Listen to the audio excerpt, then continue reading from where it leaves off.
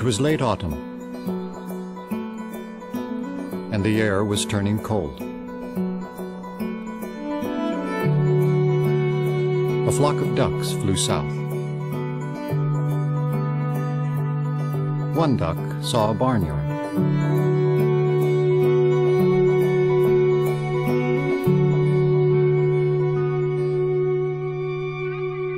As a child, we did odd things as a family. We didn't read comic books or look at TV. We did mathematics problems. Driving down the highway, going to the Catskills in the back of a car. Numbers, sets, calculus, geometry. Howard Yana Shapiro studies the life of plants. One in particular. Some people like animals, some people like plants. I was a plant person. We started a seed company. It started out as a social movement. Buy our seeds or you're a bad person. Any movement begins with kind of absurd gestures. Those of us who were the agriculturists knew what had to happen. Amid cries of betrayal from customers, Shapiro and his partners sold Seeds of Change to one of the world's largest privately held companies. They got it. We recognized that they thought very similar to what we thought, that the future had to be sustainable. The chocolate industry depends on the vitality of one plant. In 1989, a fungal virus wiped out 70% of the crop of cacao in Brazil. It was an alarm bell. We've been buying cocoa beans, maybe 50 years. You can't walk away. We're running out of biological capital. I think it was Will Rogers stated, they're growing more people every day, but they ain't growing no more soil. The fate of an indigenous population and a large corporation were inextricably linked. Shapiro decided to assemble an unprecedented team of collaborators. The plan had to be based on an encyclopedia of information, which is all these little bits of A, G, C, and T, all these genes, which tell you a story. I need to know, can this whole puzzle fit together genetically? Imagine all these pieces completely disoriented on the floor, filling this room, and you've got to take every single piece and put it in order. IBM has great computational biology and pattern recognition, things I need. I told him what I wanted to do. I don't think I used more than 20 words. Sequence the genome, do it immediately. He said yes. That was the end of the discussion. After investing $10 million, Shapiro and his team cracked the genome code 2 years earlier than expected. What they did next would shock the world. They gave it away. If I owned it, the world would change with my pace. If we put it in the public domain, it would change with a team of researchers around the world. Because without this, there was no guarantee of the future of the crop. In the barnyard were some tame birds, and the duck enjoyed some of their corn. He stayed for an hour, then for a week, then for a month. And finally, because he relished the good food and safety of the barnyard, he stayed all winter.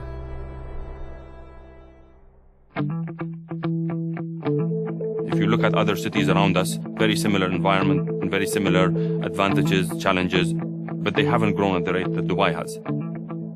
When you have a vision of the future, there's always some risk associated with it. Is it going to happen? Is it not going to happen? Ahmed Barosian is a government official who doesn't think like a government official. A lot of it is risk-taking, but a lot of it is belief.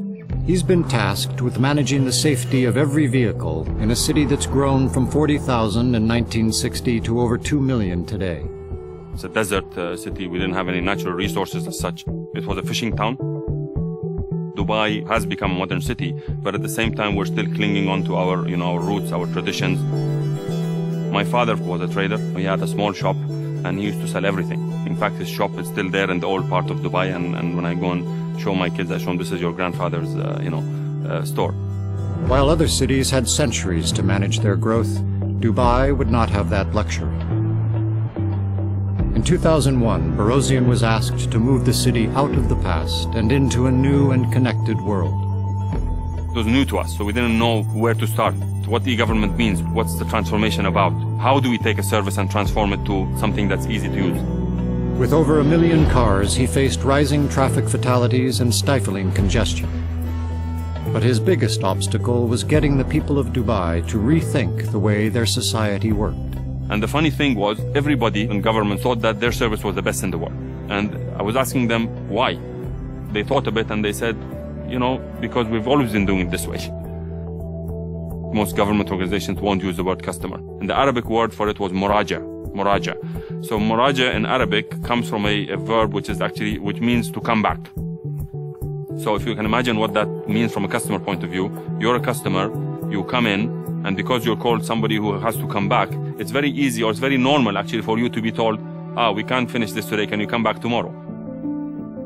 When we sit at the table with the IBM people and we look at a service, they find it very easy to tell me, Ahmed, this is a lousy service, we need to do something about it. There's a lot of trust, there's a lot of, I think, common belief, and the vision is shared. The barriers between entrenched government organizations needed to be broken down. Why does Dubai want, people to be happy with dealing with government? Because that's part of the competitive advantage of Dubai. Acceptance came slowly. So it was like having a hammer that was, so small and trying to break down a huge wall. You keep hitting it, but nothing happens. In the spring, the wild ducks returned. The duck felt a strong stirring and was determined to join them. But he couldn't. He'd grown too soft, too heavy.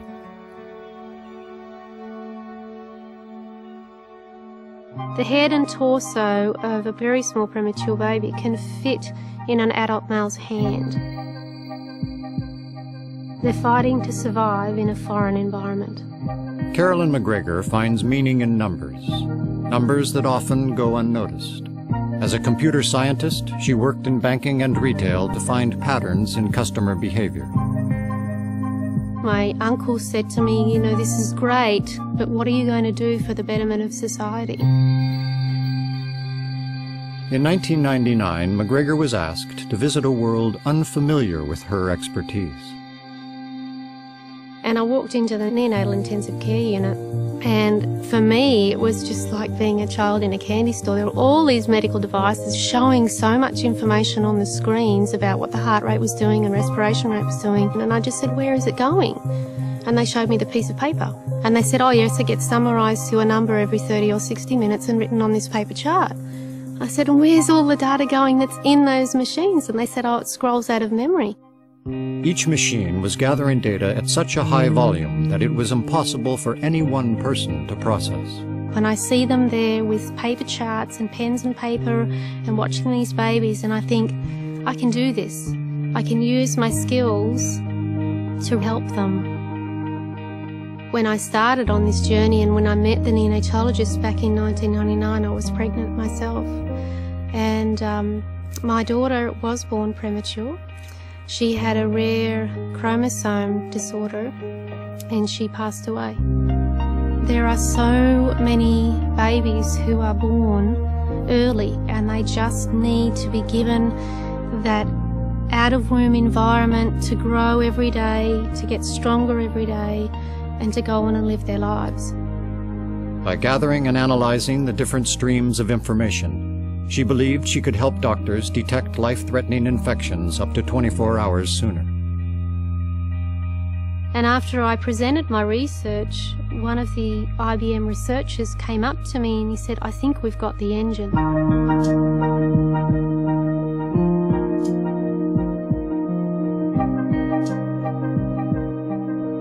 I can remember one point for one patient when I was plotting out their trajectory over time, and it was something different than I'd seen in a pattern of these other children, and it was, oh my goodness, I can see this behaviour.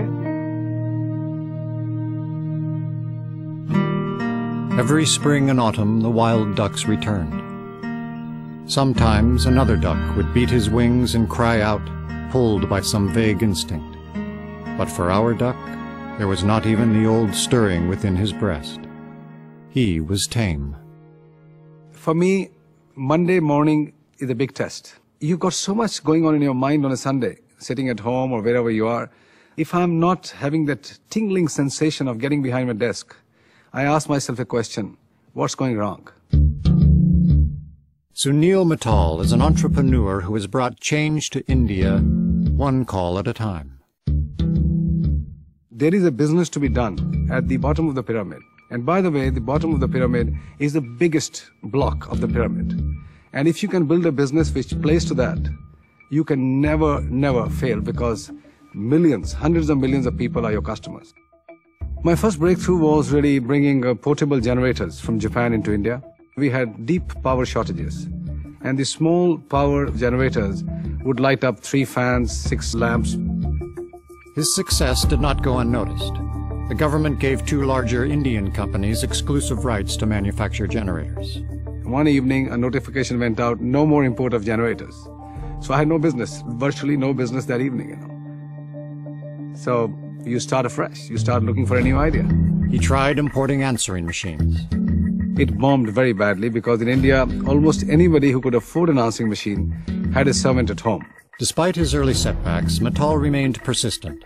When he bid for India's first mobile phone service against the world's largest telecom companies, the monthly fees he proposed would defy convention. All the big boys said, we'll charge 800, 900, 950. I went with 0. 0. Because if you had customers who were paying you tariffs per minute by calling, you didn't need any money on monthly rental. And if you had no customers, even 1,000 rupees didn't get you anywhere. Before he knew it, he had 2 million customers. The question became, how could his company survive such astonishing growth? We decided to outsource the entire IT for the whole nation to one company, that's IBM. It sent shudders down the spine of the telecom industry. I got calls from my peers across the globe, and they thought I had gone nuts. Because they said, you're giving your heart away. Even his board of directors had their doubts.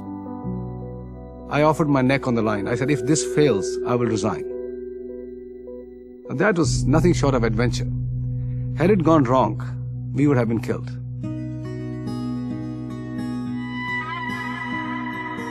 I woke up in a hotel room working with the business one day and realized we can change the lives of people that we don't know. If we can just save one life, it's already worthwhile. We brought down our tariffs to a point where they are so low that for $50 a month, anybody can use a mobile phone in India.